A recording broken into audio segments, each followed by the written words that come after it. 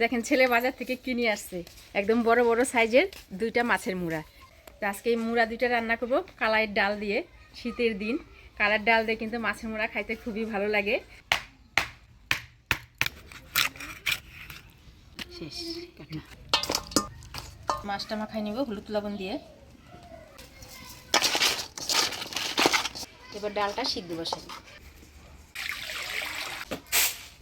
Colour ডালটা ভাজাই আছে, পরিষ্কার করে দিয়ে দিই।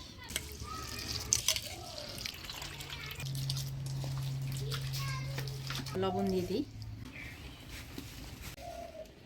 কাঁচা লঙ্কাটা ফাটাই নিলাম, এবার দিয়ে দিব।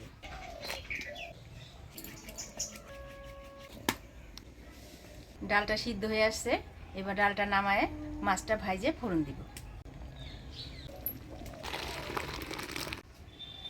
এবার মাছের মুড়োটা ভাজিয়ে নিব,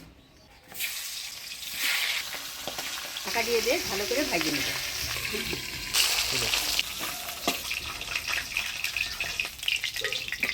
এবার ডালের মধ্যে ফোড়ন দিয়ে দিব শুকনো লঙ্কা, তেজপাতা, মৌরি আর গোটা জিরা। শুকনো লঙ্কা, জিরা, মৌরি, তেজপাতা দিয়ে দিব, ধইনা জিরা, আদা বাটা। এবার দিয়ে দিচ্ছি ফুটে রাখা ডাল, ভাজে রাখা মাছের মুড়া। এবার কিছুক্ষণ ফুটাই নিব।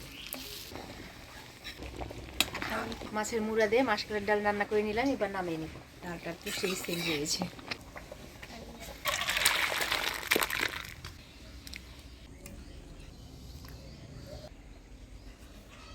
টেস্টটা কেমন হয়েছে বলো তো?